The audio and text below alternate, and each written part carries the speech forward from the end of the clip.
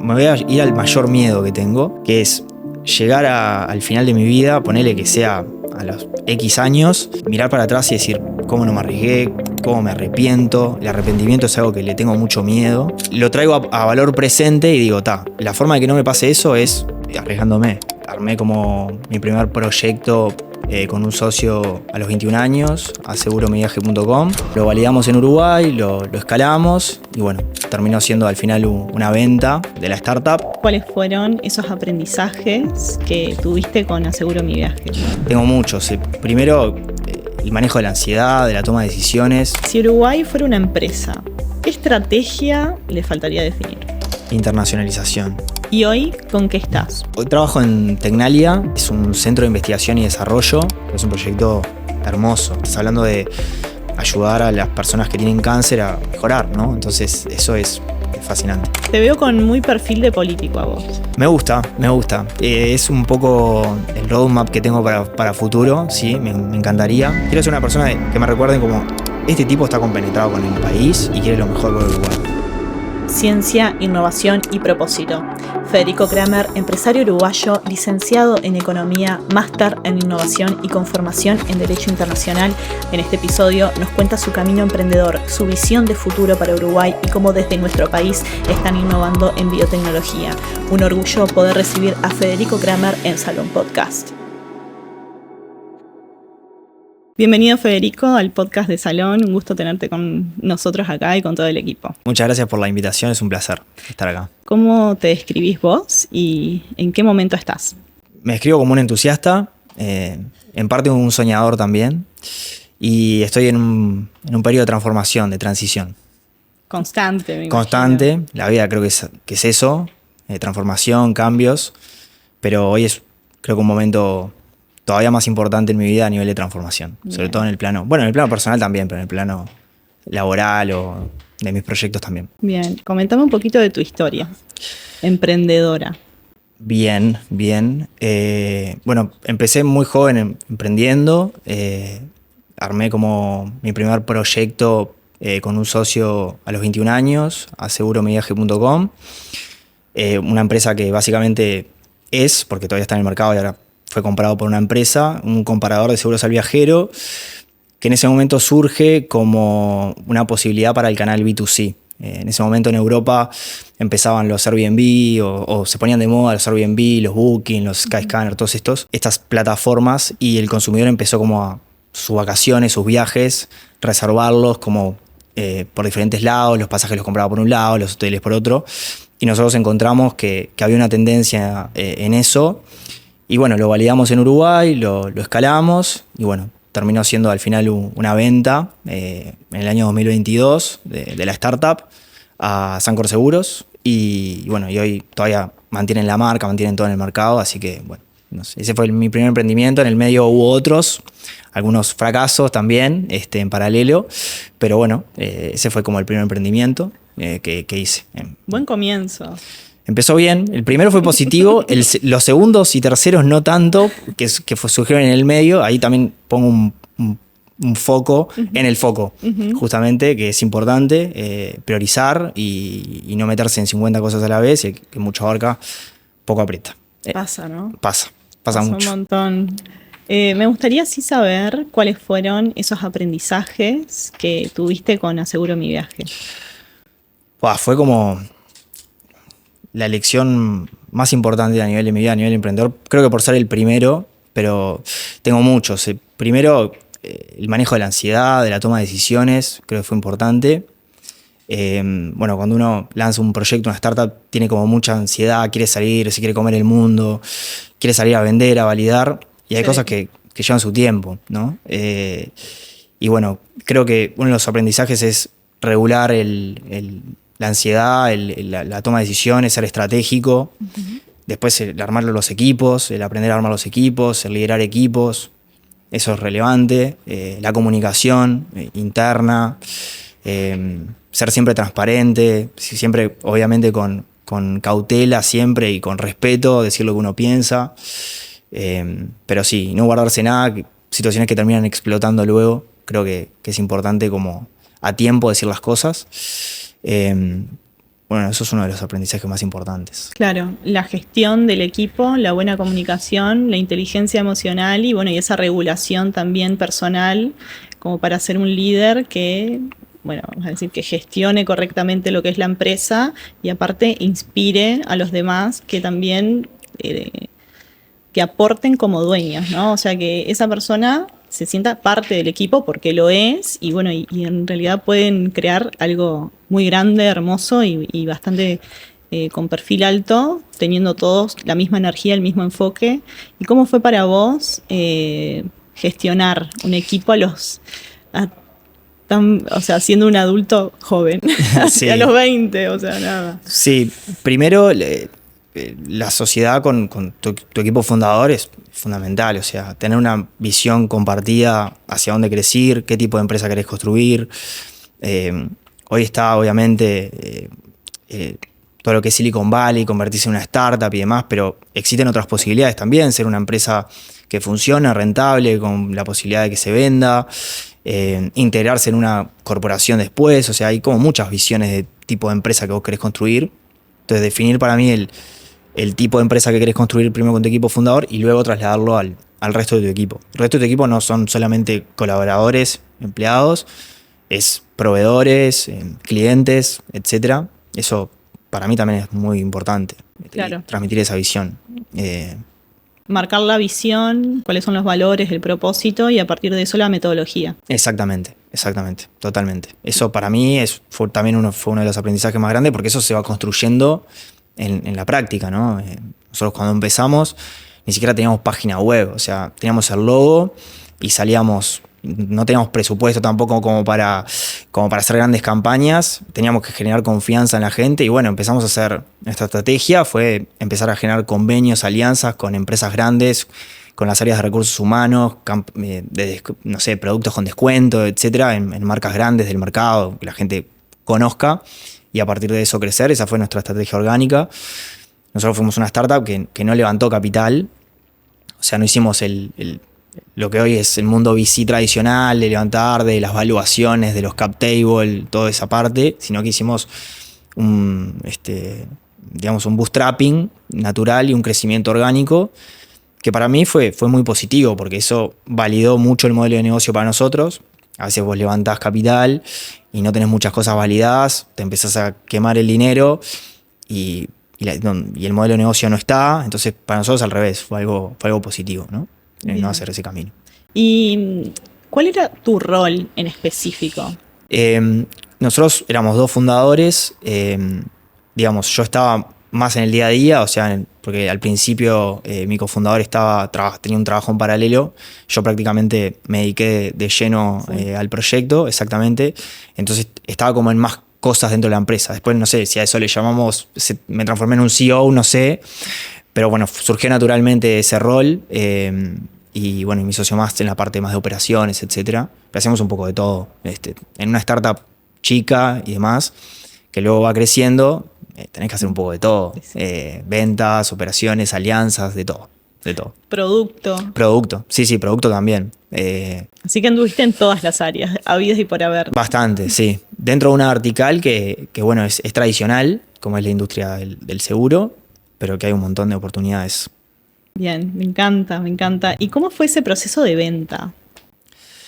Fue muy interesante porque nosotros 2017, 2018, que fueron los primeros años, crecimos bastante naturalmente porque no tenés nada, pero fue bastante exponencial. Abrimos también una operación en Paraguay, teníamos clientes en Argentina, en Colombia, en Perú. Nuestro proveedor de asistencia, digamos, nuestro proveedor internacional que nos daba el producto en el exterior, digamos, nos dio cada vez más confianza por el crecimiento en ventas naturalmente, entonces nos permitía trabajar en más mercados. Y en un momento vino la pandemia, en el 2020. Para nosotros eso fue algo, al principio lo veíamos como muy negativo, dijimos, no viaja nadie, se cierran las fronteras, se pudre el negocio, todo. Aguantar como se pueda. Pero claro, todos los países empezaron a exigir el seguro COVID. Entonces, el 100% de las personas que viajaban prácticamente contrataban seguro, entonces era 100% público cautivo. Entonces fue positivo. Los primeros meses sí que hubo como que se cerraron todo, fue complicado, pero ya después rápidamente empezamos a ganar todavía más clientes, más todos los que teníamos de antemano que no viajaban, que luego iban a volver a viajar. Así que para nosotros fue positivo. Y nosotros estábamos pensando, a ver, como startup creo que tenés como dos estrategias. O empezás a levantar capital, le inyectás muchos recursos y lo volvés best player, digamos, número 1, número 2, en una región, en un mercado, etcétera. O generás algo que funciona muy bien, con validación, etcétera, y te integrás a un proceso más grande, a una corporación, por ejemplo. Nosotros teníamos la visión de que nuestro proyecto estaba para trabajar con una empresa más grande, que una empresa, teníamos una base de datos muy importante, clientes muchos, y podíamos integrarnos en un proceso más grande. Y naturalmente, por conversaciones y demás, bueno, surgió la posibilidad con Sancor Seguros Uruguay, que fue la primera adquisición que hizo en el país. Tienen un fondo en Argentina, etcétera, pero en Uruguay, lo compra Sancor Seguros Uruguay. Y para ellos creo que fue una experiencia muy buena. Nosotros hicimos como una transición de todo el proceso. Mantuvimos la marca, o sea, mantuvimos todo, y ellos obviamente luego adaptaron lo que es su fuente, sus colores, etcétera. Y bueno, fue un proceso bastante largo porque naturalmente hay decisiones que vienen de su país de origen y después hay un montón de cosas que no sabes y que te terminan pasando, como bueno, la seguridad del sitio, los datos, bueno, toda la parte regulatoria, toda esa parte que lleva pen testing hacia el sitio, que también nos hicieron bastantes pen testing desde Argentina. Bueno, todas esas cosas que uno se imagina, bueno, condiciones, un precio o algo y se vende. No, o sea, hay muchos detalles ahí. Muchísimos detalles. Y después cómo adaptar eso a la operativa de ellos. O sea, integrar un producto. Fusión. Claro, integrar todo ese proyecto adentro de su operativa, porque eso impacta en finanzas, impacta en siniestros, impacta en venta, en call center, en consultas, bueno. Claro, un nuevo proceso de ventas. Proceso de venta, proceso interno, todo. Y las culturas de cada empresa. Exacto. Y después un poco eso también, que bueno, que por eso hicimos un proceso de transición. O sea, nos quedamos trabajando adentro con ellos. Y bueno, y eso para mí fue un aprendizaje muy grande también. Entender que los tiempos de una startup no son los tiempos de una corporate, totalmente diferentes. Y la toma de decisiones normal, ¿no? Porque hay procesos internos, pero eso fue muy, para mí fue un aprendizaje muy grande, muy lindo. Muy desafiante, impactante también. ¿Y qué te llevó a venderla y no a seguir expandiéndola? O sea, la forma de seguirlo y escalarlo más era con un proceso de venture capital, o sea, expandir mucho el equipo, y nosotros entendimos que habíamos llegado a nuestro techo en el proyecto en ese sentido, y que era tiempo que la tomara una corporación. Estábamos como en un buen punto como para poder venderlo. Si no era, bueno, ir a competir en otros mercados también con otros big players que hay que hacerle bastante fuerza, y bueno, ellos ya tenían todo, o sea, una corporación tiene todo para que el proyecto la pueda romper más todavía, ¿no? Y a la hora de tomar decisiones, ¿sos más del cálculo racional o la intuición? Te diría 50-50. Hay momentos que soy muy racional, hasta extremadamente racional, y hay momentos donde es más instintivo. Y te diría que me ha ido mejor cuando he sido más instintivo y no he agarrado el Excel para hacer mis cálculos o mi brainstorming, mi tormenta de ideas, sino que hay algo, no sé, de intuición o de tripa, no sé cómo llamarlo, que no sé qué es, pero a veces a mí me ha funcionado mejor en muchos casos. Utilizo los dos métodos. ¿Y cómo sos a la hora de tomar decisiones? Es decir, ¿sos arriesgado, sos un kamikaze, sos más conservador? O sea, ¿qué te mueve? Soy arriesgado porque creo que en la vida hay que jugársela. O sea, me voy a ir al mayor miedo que tengo, que es llegar al final de mi vida, ponerle que sea a los X años, y mirar para atrás y decir, ¿cómo no me arriesgué? ¿Cómo me arrepiento? El arrepentimiento es algo que le tengo mucho miedo. Entonces, lo traigo a valor presente y digo, la forma de que no me pase eso es arriesgándome. Obviamente de forma calculada, siempre, pero voy contra eso. Voy contra mi mayor miedo y lo utilizo como un arma. Entonces, sí, me arriesgo. Y siempre la pregunta que me hago es, ¿qué es lo peor que puede pasar? Y y después veo situaciones horribles en el mundo y digo, esto no es nada. Entonces me arriesgo. Sí.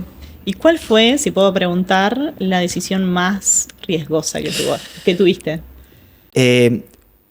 Riesgosa y que fueron errores también.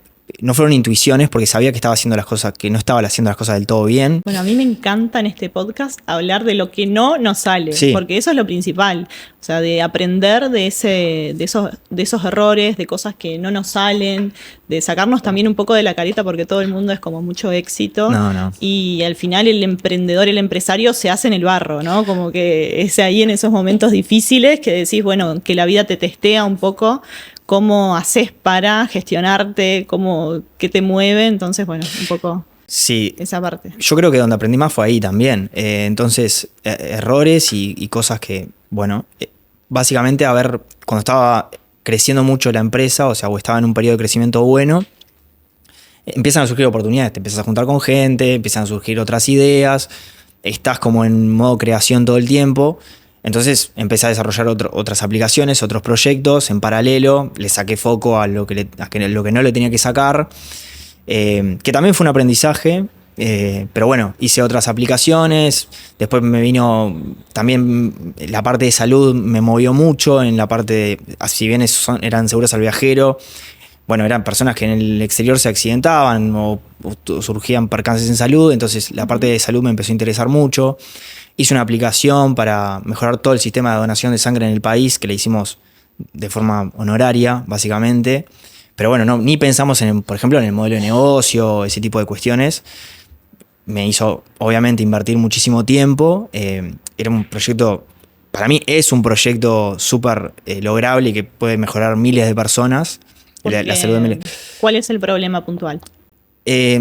A ver, no hay un faltante de sangre en el país, sino hay veces un tema de distribución. No sé si viste, muchas veces en redes sociales se necesita X cantidad de donantes para un amigo, para un familiar. Sí. Es súper común. Es súper común. Bueno, nosotros básicamente desarrollamos un software, una aplicación para el usuario final y para los centros de extracción de sangre que gestionaba todo el sistema de donación en el país. Entonces vos podías saber cuántas bolsas había en cada centro, cuántas se necesitaba, si vos tenías que lanzar una alerta de golpe, etc.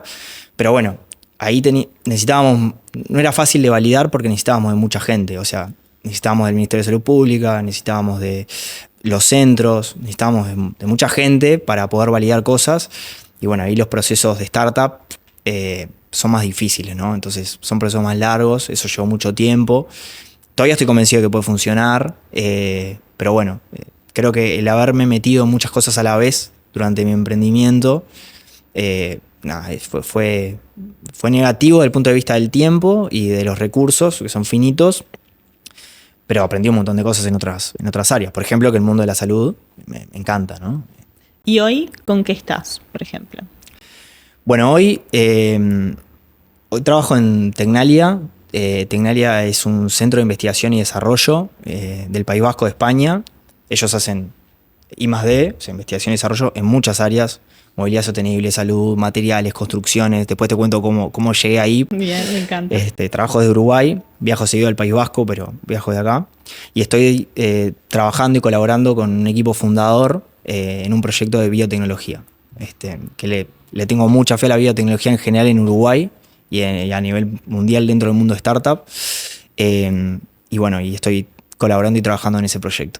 Ese inicio en Tecnalia, que fue luego de que vendiste Aseguro Mi Viaje. Exacto. Después de vender, cuando vendí mi startup, entras como que, bueno, ¿y ahora qué hago? Porque o me meto a hacer otra, pero bueno, ¿dónde? ¿Con quién? ¿De qué manera? ¿Qué hago? ¿Qué rubro? Etcétera. ¿Qué hago? Entonces me tomé unos meses, empecé a trabajar en una organización del ecosistema emprendedor, como en un proyecto que me reinteresaba y que me gustaba, que era de Silver Economy, economía como para mayores de 60, muy interesante. Pero en el medio ya había aplicado una beca del gobierno vasco, del País Vasco del norte de España, para una maestría en innovación, era una beca.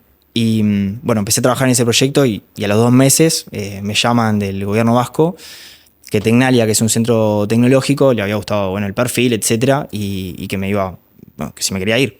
Así que bueno, me fui a estudiar a esa maestría en innovación, que estaba muy interesante porque era una maestría como dual, era teórica y práctica, y eran 6 meses como súper teórica, intensiva, de 8 de la mañana a 4 de la tarde, en herramientas de innovación, metodología startup, softwares, etcétera. Que bueno, yo ya un poco ya venía como de ese mundo, entonces... Claro. De la experiencia ya lo tenías, era pero familiar. ¿qué aprendiste nuevo que fue como crítico? O que fue como un antes y un después. ¿Puedes decirse sí. que tuviste ahí? Estuvo bueno porque en Europa están muy desarrolladas las herramientas de colaboración, por ejemplo, entre corporaciones y startups, lo que es Corporate Venture Capital, Corporate Venturing, etcétera, que eso lo dimos mucho y que todavía en Latinoamérica le falta bastante, esa colaboración entre las corporaciones y las startups, que hay muchísimas formas de colaborar, no es solamente comprar una empresa, hay pilotos, hay Open Innovation, hay de todo. Dimos mucho esas herramientas, los casos más emblemáticos a nivel europeo en la industria automotriz, cómo colaboran con nuevos proyectos, etc. Entonces esa parte teórica aprendí muchísimo. Y la segunda parte del máster era trabajar en un proyecto en una empresa del País Vasco, una fundación, como el caso de Tecnalia. Tecnalia es una fundación, es un centro tecnológico el más grande de España, pero es una fusión de centros tecnológicos más chicos, así surge Tecnalia, para posicionarse como el centro tecnológico más grande de España y para posicionarse en Europa también como centro tecnológico. Y ahí llegó a Tecnalia, pero con un objetivo de estar ahí 6 meses en ese proyecto, que era un proyecto que actualmente estoy. Y bueno, digamos, en la segunda parte de ese máster, empezaba a colaborar justamente con Tecnalia. Era un proyecto con Tecnalia, un proyecto de cooperación de la Unión Europea, de la Comisión Europea, para justamente vincular startups de Latinoamérica con corporaciones europeas y viceversa. Entonces, pero era un proyecto de pasantía, digamos, que tenía una fecha de finalización, que terminaba en julio del 2023. Y cuando estaba en ese proceso, yo ya me volvía para Uruguay y me agarra mi actual jefe y me dice: ¿querés quedarte acá a trabajar con nosotros indefinido? Y le dije: mira, yo quiero volver a Uruguay porque quiero aportar desde Uruguay, no quiero aportar de afuera hacia adentro, sino de adentro hacia afuera. Si te sirve, Tecnalia es un infierno grande, es espectacular, hacen de todo. Me gustaría estar, pero yo desde Uruguay. Nosotros no trabajamos con gente remoto por temas, bueno, qué sé yo, de un montón de cosas. Bueno, al final se dio y bueno, y trabajo desde Uruguay y viajo recurrentemente ahí a Tecnalia, que hacen cosas fascinantes, ¿no? Como por ejemplo. Taxidrones, no sé, trabajan en cuántica, que hoy la cuántica es como que ni yo entiendo de cuántica, ¿no? Nada, pero trabajan en movilidad sostenible, materiales nuevos. Son un centro de I+D, entonces tienen científicos, tienen más de 1.500 científicos que trabajan en muchísimas áreas. Y yo estoy más como en el área de vinculación, en el área de innovación, digamos. Y trabajamos junto a las empresas para, bueno, herramientas de innovación, cómo colaborar con startups, y tenemos proyectos más de consultoría en ese sentido, utilizando la red de nuestros tecnólogos, que son expertos en tecnologías disruptivas, donde la tecnología sí hace una diferencia, ¿no? Porque Tecnalia trabaja donde la tecnología sí hace una diferencia, en lo que es Deep Tech, tecnologías profundas, ahí es donde trabaja Tecnalia. Impresionante. Está bueno, está interesante. Y siempre en colaboración, o por lo menos vos estás en la parte de América Latina, o sea, esa vinculación entre Europa y Latam. Yo actualmente estoy en una aceleradora, un proyecto que lidera Tecnalia, es una aceleradora financiada por la Comisión Europea, que conecta los dos mundos, los dos continentes, los 3 continentes, pues sumo a la región del Caribe. Y justamente como yo tenía experiencia en el ecosistema startup y un poco con el trabajo en Tecnalia con las corporaciones europeas, vinculamos eso. Financiamos pilotos, o sea, damos grants, lo que vendría a ser non-equity funds para esos pilotos. Por ejemplo, si una startup está en conversaciones con una corporación, nosotros podemos financiar el piloto, luego acompañarlo a esa startup de Latinoamérica, ponerlo con inversores europeos. Es una aceleradora formada por varios socios de Europa y de Latinoamérica, y lo lidera Tecnalia. Bien. ¿Y en qué proyectos has estado? ¿Se puede contar un poco? Dentro de esa aceleradora, y hay muchos, hay muchas. Sobre todo, yo lo que hago es acompañar a esas startups de Latinoamérica a implementar esos pilotos con corporaciones europeas. Hay proyectos en el sector salud, visión artificial, obviamente inteligencia artificial, que está de moda. etcétera. Bien, me encanta. Y, por ejemplo, ¿cómo ves esa diferencia entre Europa y América Latina o específicamente Uruguay de cómo se posiciona en la parte de innovación? O sea, ¿qué diferencias tanto culturales como de infraestructura ves? Bueno, lo hablábamos un poco antes, ¿no? Yo creo que el capital humano de Uruguay es espectacular. O sea, realmente a veces empezás a hablar con algún, no sé, con algún stakeholder, algún cliente en Europa, no sé qué, y encontrás un uruguayo en un puesto gerencial. Entonces, yo creo que en capital humano, en muchas áreas, estamos muy bien y hasta por encima de la media.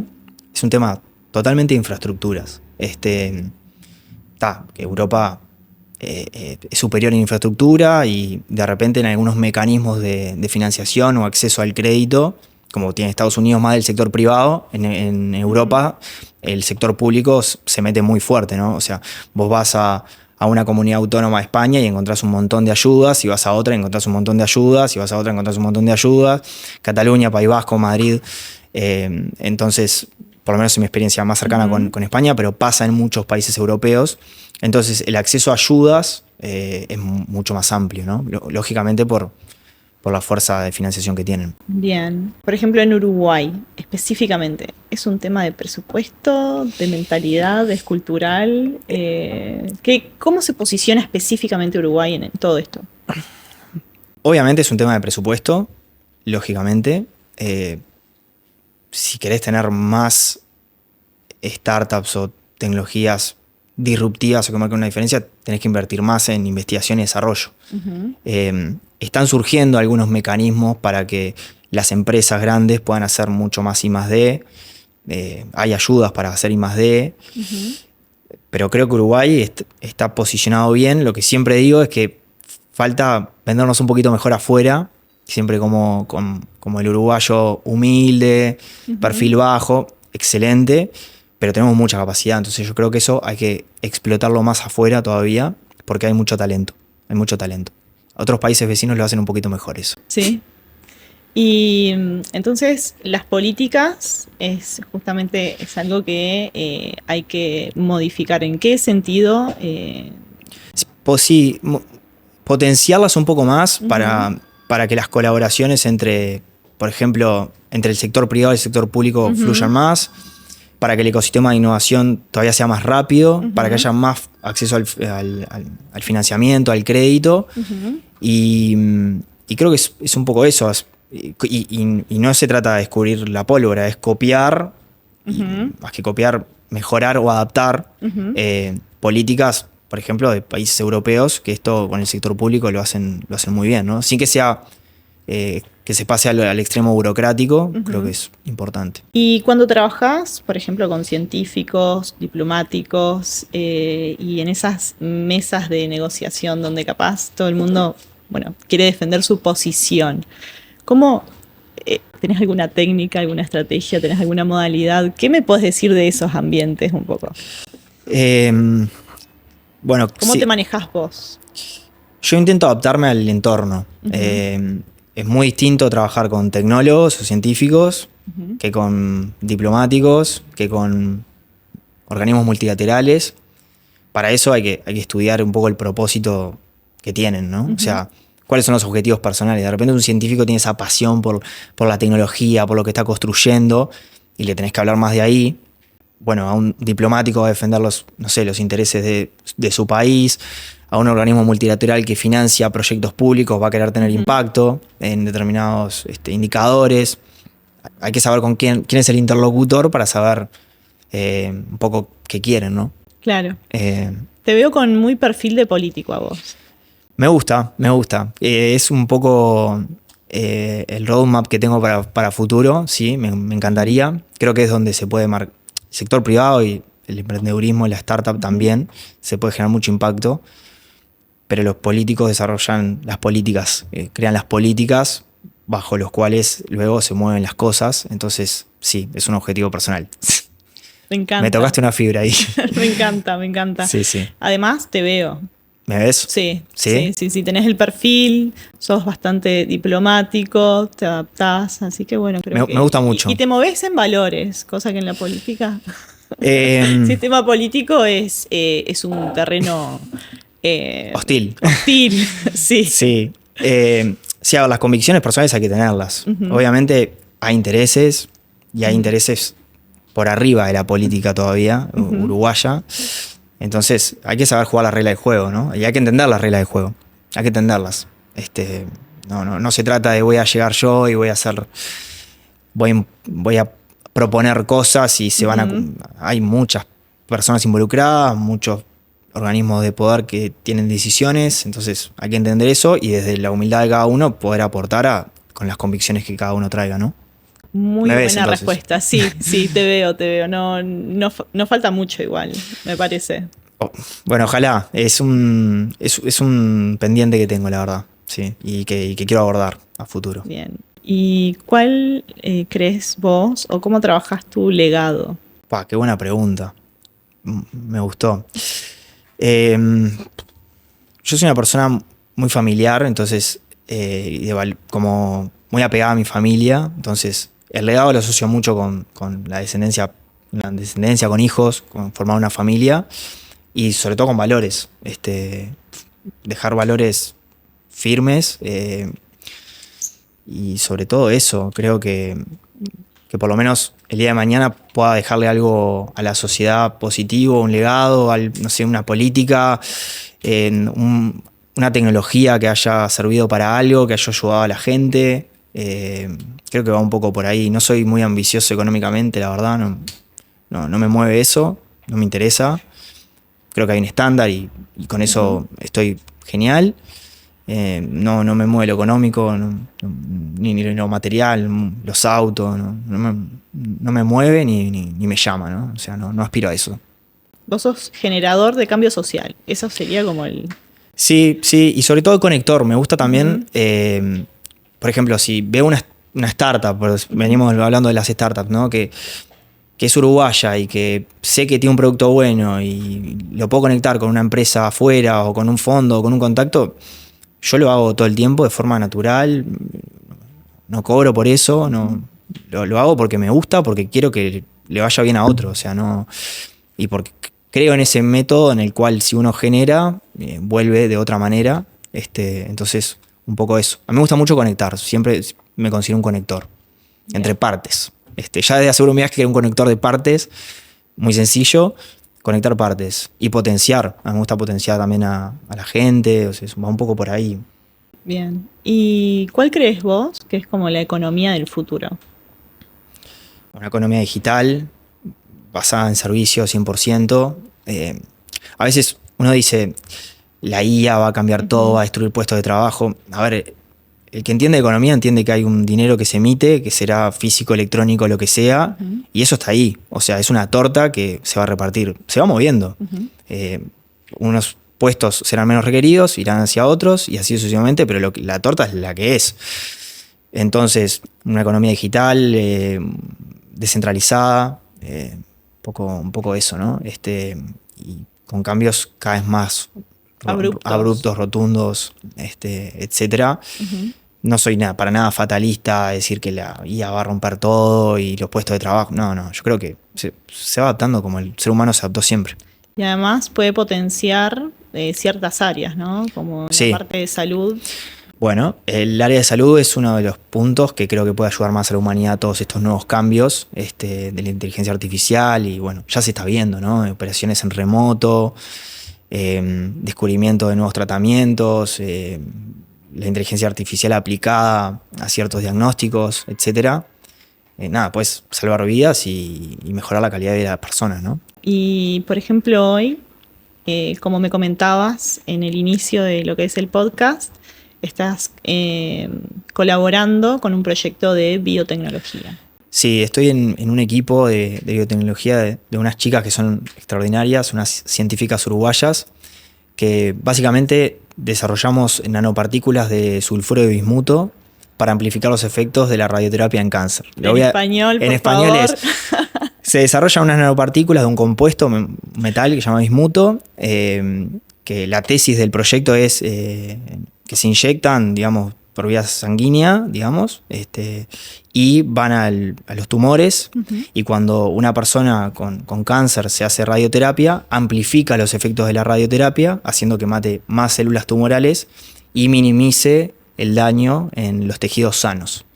Ese es un poco el proyecto, a grandes rasgos. Es como si fuera un amplificador de los efectos de la radioterapia. Bien. De los radiosensibilizadores. ¿Y el resultado en específico sería mayor rapidez, por ejemplo?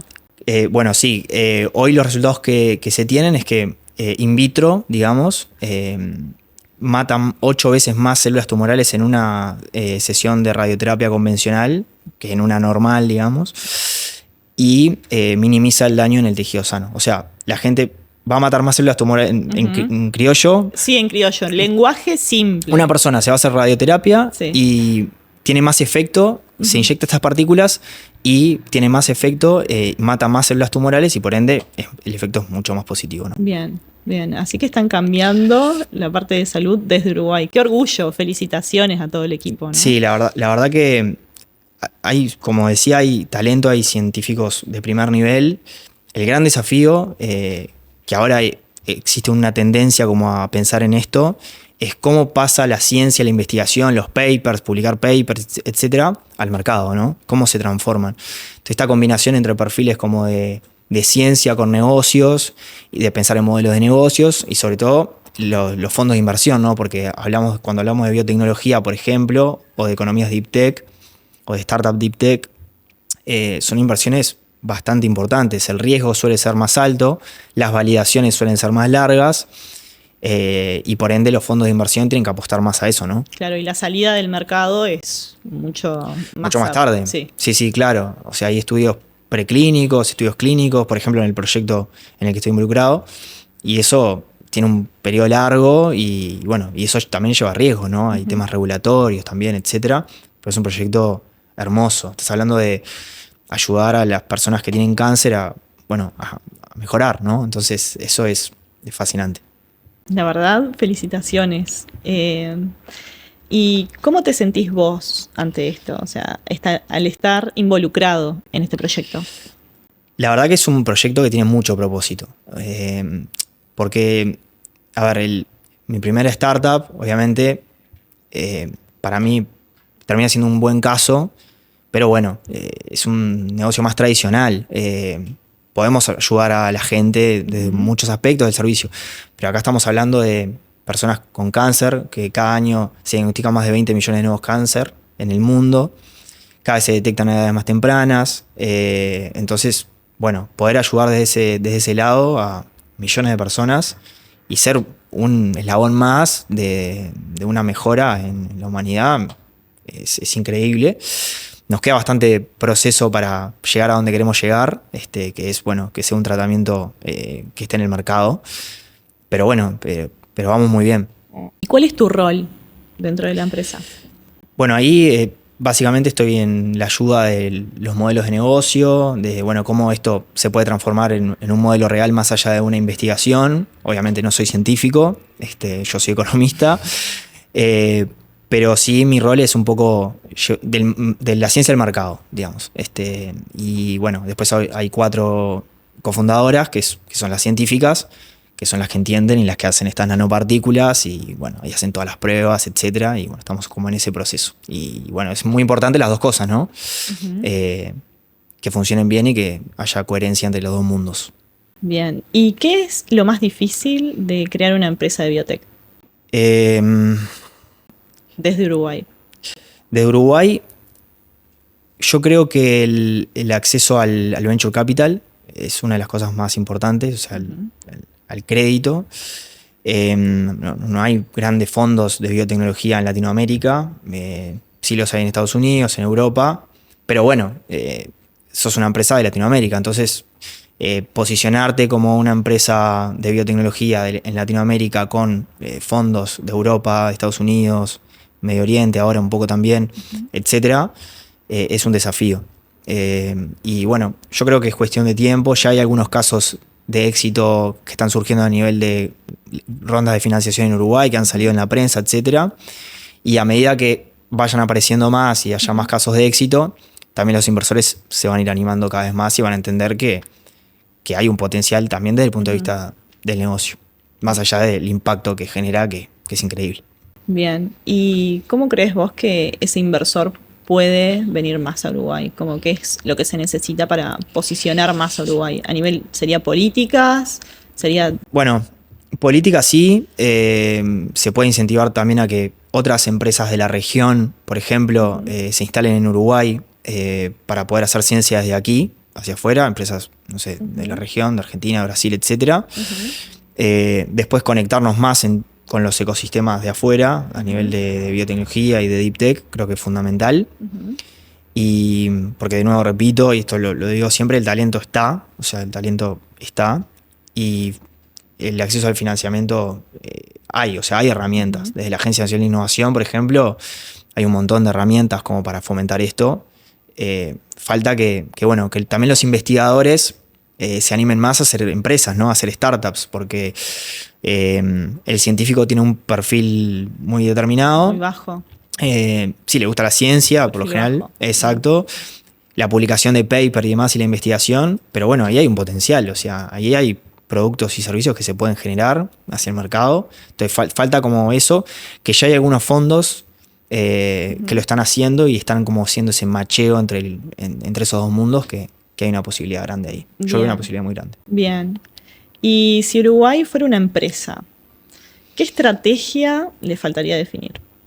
Internacionalización. Sí. Creo que eso. Nos falta como, de nuevo, nos falta como vendernos más. No sé, tenemos unicornios. Tenemos un unicornio, o sea, que lo conocen afuera, pero no sé, quizás al lado está Mercado Libre y obviamente es más cotidiano, pero lo conoce todo el mundo. Hay que vendernos más. No sé, pondría oficinas comerciales afuera de Uruguay, o sea, más allá de la parte de embajada, diplomacia, etcétera, falta como tracción comercial desde afuera hacia adentro también y vender más a Uruguay en ese sentido. Para mí, internacionalización. ¿Y qué crees vos que cuáles serían las acciones a tomar como para crear un ecosistema parecido al de Europa en América Latina o en Uruguay específicamente? Bueno, para mí, juntar algunas capacidades. Por ejemplo, hay algunos centros tecnológicos en Uruguay, algunos lugares donde se hacen I+D, hay capacidades tecnológicas que están como cada uno haciendo lo suyo, digamos. No sé, y de repente eso se podría llegar a juntar, digamos, y sumar, como hizo, por ejemplo, Tecnalia, que hizo una fusión de centros tecnológicos y una fusión de capacidades para formar algo más grande. Yo creo que Uruguay, a veces por temas obviamente políticos, surge una nueva iniciativa, un nuevo centro tecnológico, un centro de investigación, y está apartado de otro, y la gobernanza es diferente. Entonces cada uno lucha por sus intereses dentro de esos centros. Yo creo que unificar un poco eso para que haya más capacidades y además eso esté como más junto, digamos. Ya pasa un poco desde el punto de vista de las startups y demás, que está como un poco más junto, lo veo como un ecosistema más unido. Pero desde el punto de vista del I+D, por ejemplo, y desde la investigación, podría estar todavía más junto. Claro, es como muy individual. Sí, y como que la gobernanza podría, como que cada uno tener su gobernanza, pero no sé, como generar una política, un modelo de gobernanza conjunto, capacidades. Por ejemplo, hay laboratorios que están como repetidos en varios lados, entonces eso podría unificarse, digamos, a nivel de capacidades tecnológicas. Bien. ¿Y hay alguna oportunidad en Uruguay que nadie esté viendo? Bio es una. O sea, es más, otras startups de la región, en biotecnología, por ejemplo, le contás de la Agencia Nacional de Innovación, de las herramientas que hay, etcétera, y te miran como, wow, qué bueno. O sea, qué positivo. Que uno capaz que en el día a día no se da cuenta de todo ese potencial, pero yo creo que ahí hay una posibilidad grande. Y después, sí, sobre todo la parte de la agilidad que tiene Uruguay en algunas cosas, no tanto en la parte de trámite, bueno, eso no, pero en la parte de validación. En la parte de validación sí, podría ser algo rápido, ¿no? Que es un país para probar cosas rápidas y luego jalarlas, ¿no? Como hay otros países que tienen esos modelos, ¿no? Que no tienen esos mercados grandes y que siempre estamos pensando en generar cosas para afuera porque el mercado nos queda un poco chico. Bien. Sería como una buena base como para validar, probar y luego Exacto. internacionalizar. Y de hecho muchas empresas extranjeras utilizan a Uruguay como un hub para empezar en Latinoamérica. O sea, multinacionales también lo hacen. Y algunas startups también lo podrían hacer. Podríamos generar más políticas para que startups, por ejemplo, un bio, se instalen en Uruguay. Desde la región vengan a Uruguay. Bien. Y como para cerrar y que la gente lo conozca, la nueva empresa y el proyecto con las científicas uruguayas, ¿no?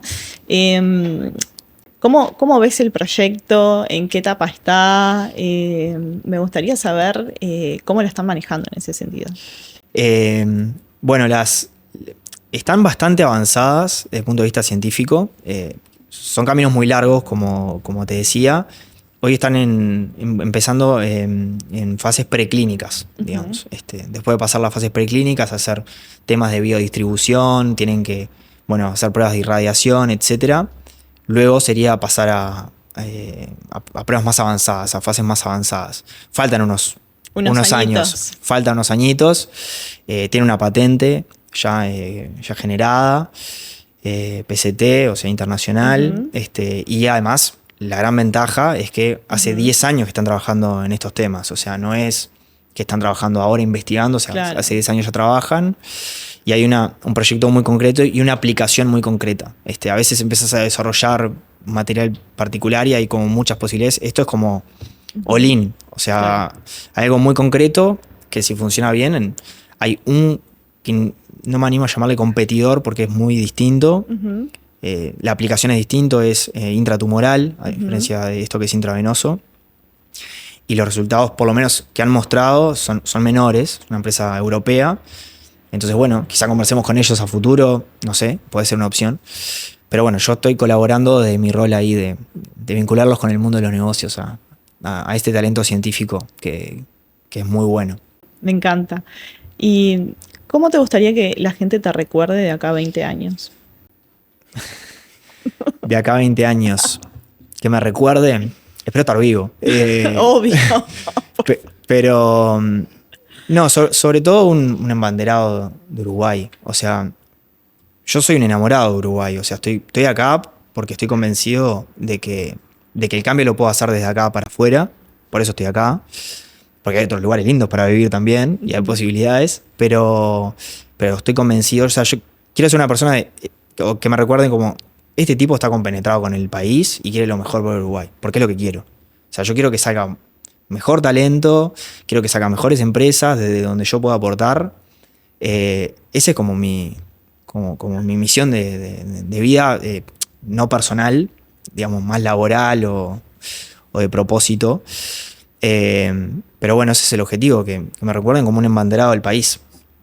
O sea, este tipo quiere Uruguay, o sea, lo quiere de verdad. Y yo quiero que a las empresas uruguayas le vaya bien, que a las startups le vaya bien.